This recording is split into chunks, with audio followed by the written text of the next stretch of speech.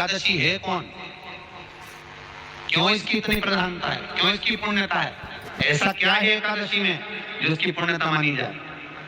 कौन है ये जो भगवान नारायण तक एकादशी का व्रत करते हैं? सुभद्रा जी को भगवान जगन्नाथ ने, जगदीश ने एकादशी का व्रत कराया था। बद्रीनारायण भगवान को माता लक्ष्मी ने एकादशी का व्रत कराया था। क्यों? चंद्रायण एकादशी व्रत की माता। एकादशी है कौन? तो कहा जिसको व्रत करने पर भगवान नारायण भी जिसका व्रत करते हो, भगवान माता लक्ष्मी जिसका व्रत करती हो, वो एकादशी है कौन? तो शास्त्र वर्णन करता है महाराज, स्कंद पुराण का सुंदर चातुर्मास खंड के अंतर्गत वर्णन आया है महाराज।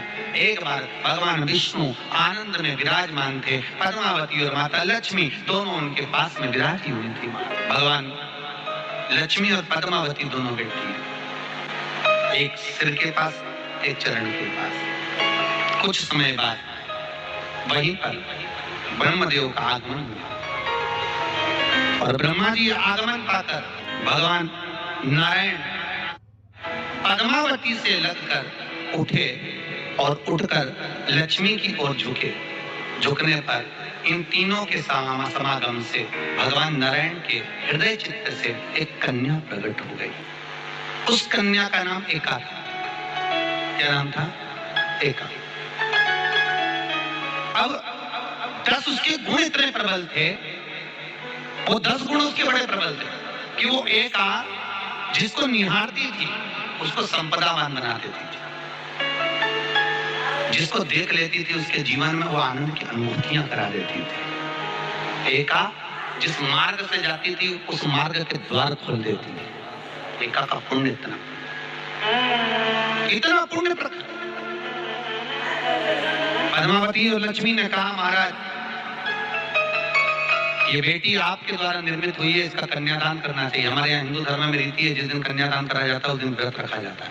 अब आजकल रखते कि रखते मालूम नहीं, और कन्यादान करते समय व्रत रखा जाता है। व्रत रखना, एका का कन्यादान करना है। भगवान बोले कन्यादान करें, किसको दें? एका किसको दी जाए? एका प्रदान किसको करी जाए? पुण्यता किसको दी जाए?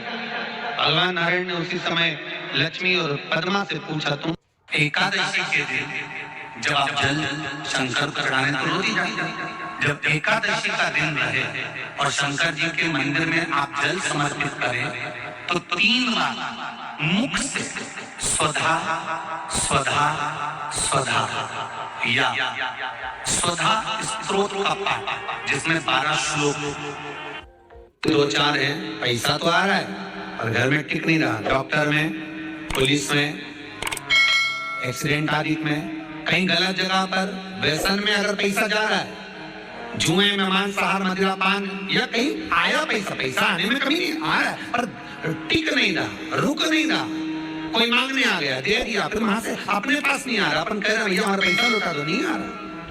तो महाराज शिव महापुराण की कथा कहती है एकादशी के दिन गंगा के जल में मात्र 7 बेलपत्री डालकर जो नंदीश्वर भगवान अर्थात जो शंकर जी के शिवलिंग के सामने नंदी होता है, उस नंदी के चरण पर गंगा का जल चढ़ाकर बेलपत्री शिव पर समर्पित कर देता है, उसके घर में रुपया रुकना चालू हो जाता है। फिर वो गलत जगह पर नहीं जाता, गलत स्थान पर वो धन जाएगा ही नहीं। तूने मांग तुझे क्या चाहिए? एकादशी ने भगवान विष्णु से कहा, नाथ प्रभु वर दे दो, मृत्यु लोक में जो मनुष्य मेरा व्रत करेगा, चाहे जलचर, थलचर, वायुचर या सांसारिक मनुष्य मेरा अगर एकादशी का व्रत करेगा, प्रभु उसके यहाँ धन धान्य वैभव सुख संपदा बढ़ेगी और उस जीवात्मा को नरक नहीं भोगना पड़ेगा, सीधे वैकुंठ का उसको वास मिलेगा। जब जीव आत्मा को लेकर चला जाएगा, यम के दूत जब बंदी बनाकर ले जा रहे होंगे उस जीवात्मा को जिसके प्राण छूटे होंगे, यम के दूत जब बंदी बनाकर ले जा रहे होंगे, तब मुझे वर दो कि मैं इसका हाथ पकड़कर बेतरनी से पार उतार कर सारे नरकों से निकालती हुई आपके धाम में लेकर आऊं। भगवान ने वर दे दिया, तथास्तु। हे एकादशी सुनो, मृत्यु लोक का मनुष्य अन्न का त्याग कर कर, क्योंकि अन्न में एकादशी के दिन पाप पुरुष रहता है, अन्न का त्याग कर कर एकादशी के दिन जो मनुष्य तुम्हारा व्रत धारण करेगा, उस व्रत को करेगा और उस व्रत को धारण करेगा, उसकी मनोकामना पूर्ण होकर वो मेरे ही धाम को जाएगा। ये तो हुआ एकादशी के जन्म की कथा। एकादशी के दिन गंगा के जल में मात्र 7 बेलपत्री डालकर जो नंदीश्वर भगवान अर्थात जो शंकर जी के शिवलिंग के सामने नंदी होता है, उस नंदी के चरण पर गंगा का जल चढ़ाकर बेलपत्री शिव पर समर्पित कर देता है, उसके घर में रुपया रुकना चालू हो जाता है, फिर वो गलत जगह पर नहीं जाता, गलत स्थान पर वो ढंग जाएगा ही नहीं। बेटा अगर व्यसन में पड़ा हुआ है, मद्यपान में पड़ा हुआ है, मांसाहार में जुए आदि में जा रहा है, तुम्हें लग रहा है कि मेरा बेटा गलत मार्ग पर जा रहा है, ये मित्र दोस्ती गलत हो रही है, वो सही जगह पर आ जाए। करना है एकादशी।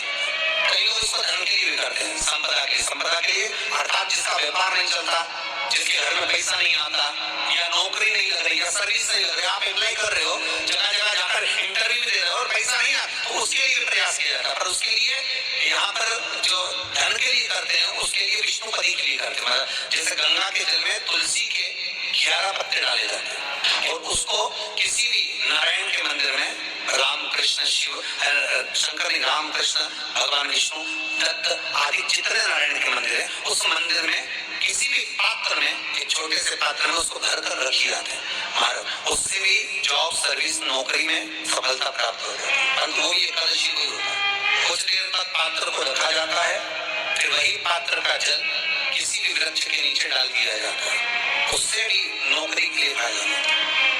गंगा का जल कोई साधारण नहीं।